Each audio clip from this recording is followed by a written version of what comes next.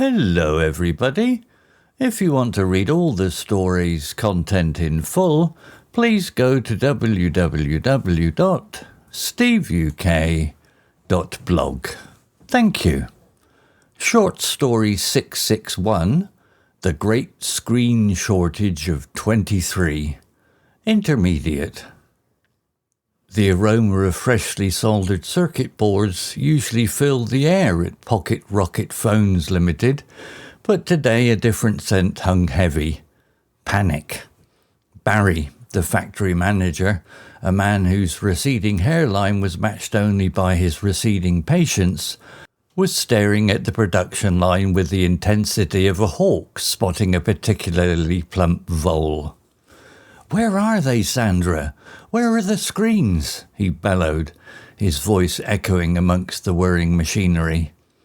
Sandra, his long-suffering assistant, adjusted her glasses. "Well, Barry, according to the tracking, they're currently stuck in a customs warehouse in Ulaanbaatar." Barry's jaw dropped. "Ulaanbaatar? That's Mongolia, isn't it? We're making mobile phones, not delivering yaks." The problem was critical. Thousands of brand new, cutting-edge Pocket Rocket 15s were rolling off the assembly line, sleek and shiny, but utterly useless. They were phone-shaped bricks awaiting their luminous faces. The factory floor was a sea of half-finished devices, like an army of tiny, rectangular, headless horsemen. "We have a deadline, Sandra. The Pocket Rocket 15 launch is next week.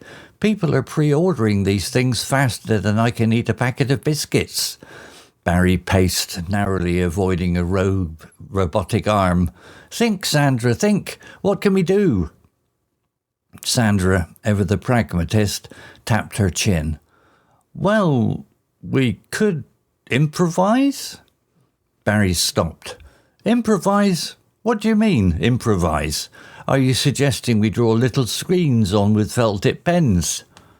"Not quite," Sandra said, a mischievous glint in her eye, "but we do have a rather large shipment of emergency spare parts that arrived yesterday for the Pocket Rocket 3s. The Pocket Rocket 3 was a relic, a phone so old it practically belonged in a museum. Its screen was tiny, barely bigger than a postage stamp, and its resolution was, well, let's just say you could count the pixels." Barry stared at her. "You're not suggesting—" "Desperate times, Barry," Sarah shrugged. And so the great screen shortage of 23 led to one of the most bizarre weeks in mobile phone manufacturing history. The skilled technicians, usually meticulously attaching high-definition displays, were now painstakingly fitting minuscule Pocket Rocket 3 screens into the sleek bodies of the Pocket Rocket 15s. The results were, predictably, hilarious. "Look, Trevor," shouted Dave from Quality Control, holding up a phone with a tiny glowing square in the middle of its otherwise expansive face. "It's like looking through a keyhole into the future." "Mine looks like a sophisticated calculator that got lost," Trevor chuckled, trying to read a text message on his Frankenstein phone. Barry, meanwhile, was having a nervous breakdown in his office. He tried to explain the situation to the head of marketing, who initially thought it was an elaborate April Fool's joke. "So let me get this straight, Barry," the head of marketing said slowly. "We're launching our flagship phone, the Pocket Rocket 15, which will have the screen of a Pocket Rocket 3. "Only until the proper screens arrive," Barry wailed. "It's a temporary, retro-futuristic design choice." The launch day arrived with the usual fanfare. Journalists gathered, eager to see the next big thing.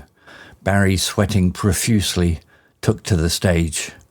"Ladies and gentlemen," he began, his voice trembling slightly, "we at Pocket Rocket Phones are proud to unveil the Pocket Rocket 15. A giant screen behind him displayed a perfectly rendered image of the phone. Then a production assistant wheeled out a display case containing the actual phones. A collective gasp rippled through the audience. not of awe, but of bewildered amusement. One journalist, bolder than the rest, raised his hands.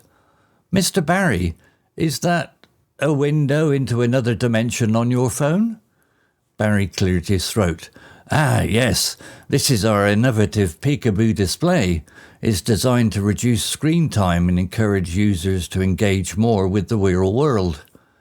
He pulled out his own Pocket Rocket 15 with its tiny screen. "Notice how the compact display encourages a more focused interaction.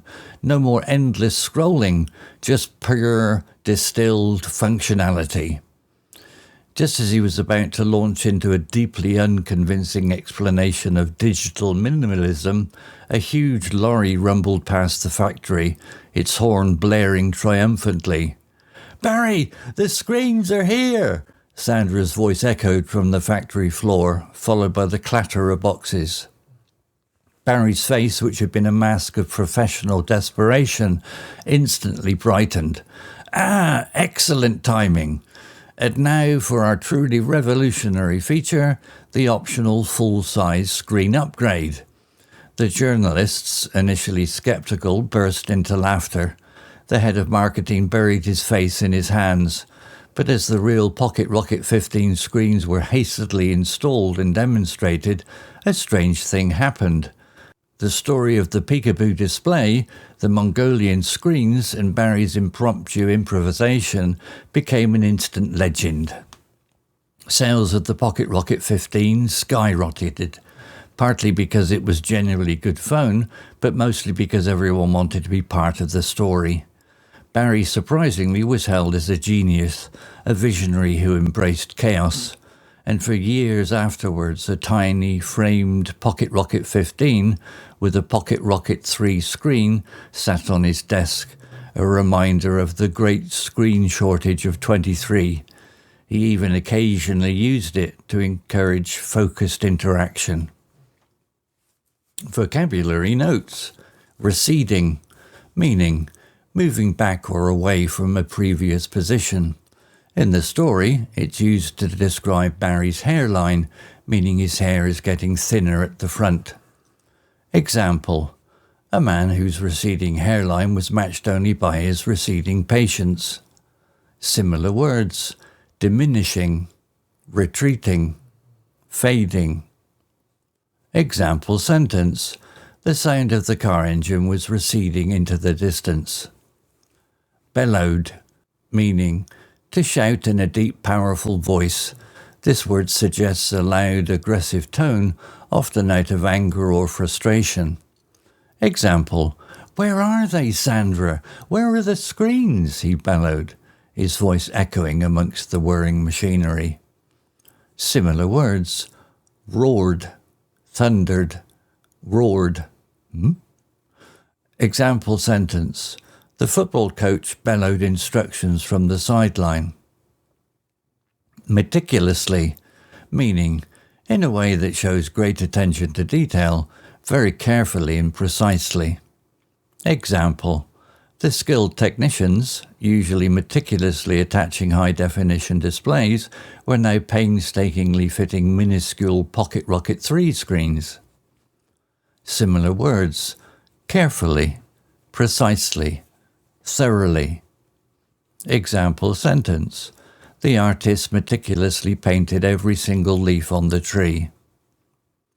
Flanked, meaning to be on both sides of someone or something. Example: he was flanked by his two assistants as he nervously waited for the presentation to begin. Similar words: surrounded, bordered, accompanied. Example sentence: the Queen was flanked by her guards as she walked to the carriage. Impromptu, meaning done or said without being planned or prepared in advance. Example: Barry's impromptu improvisation became an instant legend. Similar words: unplanned, spontaneous, off the cuff. Example sentence: we had an impromptu party after work on Friday. Story written by Gemini AI. Image created by AI Magic X AI. To read all the story's content in full, please go to www.steveuk.blog. Thank you. CC Music, drifting at 432 Hz, Unicorn Heads. Okay, welcome. For today's deep dive, we're tackling something pretty interesting.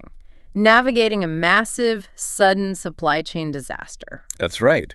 We're using a story, a fictional one, about a company called Pocket Rocket Phones Ltd. And it really highlights the chaos, right? We jump right in at the worst moment. Exactly. Picture this. Barry, the factory manager, he's days from launching the brand new Pocket Rocket 15. Yeah. Big deal for the company. Huge deal. But instead of excitement, he's looking at thousands of finished phones that are, well, essentially just expensive bricks. They don't work. They're useless. And the reason, it's almost comical if it wasn't so critical. Yeah, get this, the special screens they need, they aren't just late. No, they're physically stuck in a customs warehouse in Ulaanbaatar, Mongolia. Mongolia. You can just hear Barry's reaction, can't you? Apparently he was yelling something like, "We make phones, we don't deliver yaks." Yeah, the frustration must have been immense. Global logistics, eh? When it works, it's invisible. When it breaks, it breaks spectacularly. So launch day is breathing down their necks. What do? There's no time to get the real screens. Right. Zero time. This is where the desperate improvisation comes in. Barry's assistant, Sandra, she comes up with this plan. She suggests using the emergency spare screens they have lying around. But these aren't for the 15. Okay. Spares for what then? For the Pocket Rocket 3.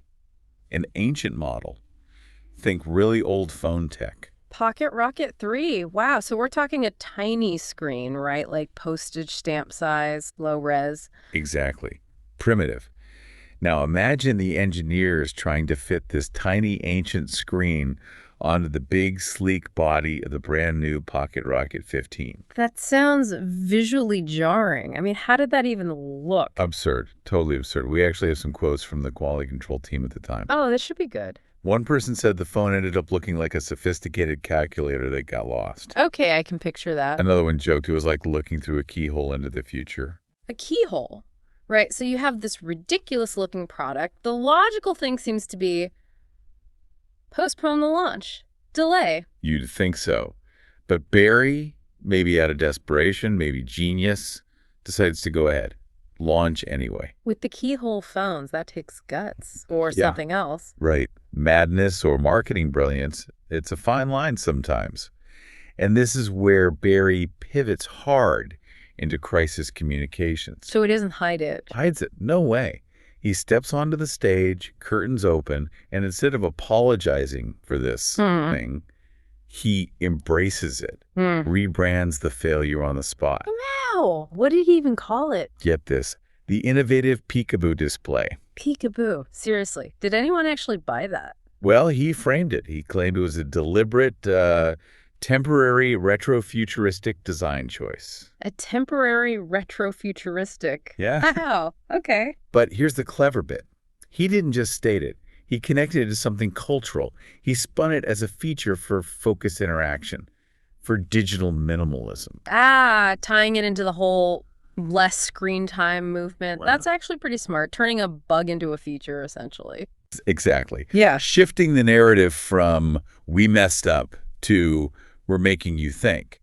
The audience was apparently stunned, then kind of intrigued by the sheer audacity of it all. Okay, so he's mid-pitch, selling this digital minimalism angle, and then... And then, the twist. Right in the middle of the launch event, you hear this rumbling. A big delivery truck pulls up. No! Yes. And Sandra's voice cuts through everything. Barry, the screens are here. The actual Ulaanbaatar screens had finally arrived. You cannot make this stuff up. The timing. Perfect, right. So Barry, without missing a beat, pivots again. He announces the immediate availability of the optional full-size screen upgrade. Brilliant. So the whole story, the disaster, Mongolia, the tiny screens, the peekaboo pitch, it all just worked. It became legendary almost instantly. Sales for the Pocket Rocket 15 went through the roof. People wanted the phone with the story. So Barry, the guy who was probably moments from a total meltdown, Ends up being hailed as a genius, a master of chaos, someone who turned an absolute catastrophe into a massive win. incredible. It really makes you think, doesn't it? It does. And that's maybe the final thought for you listening. How often does being backed into an impossible corner, like having to use those tiny screens, actually unlock something genuinely original, even if it's by accident? Yeah, does embracing that kind of chaos sometimes lead to better outcomes than just sticking rigidly to the plan, no matter how meticulous it was? Something to ponder, definitely. Especially when things inevitably go off script. Absolutely. Well, that's our deep dive for today. We'll catch you on the next one.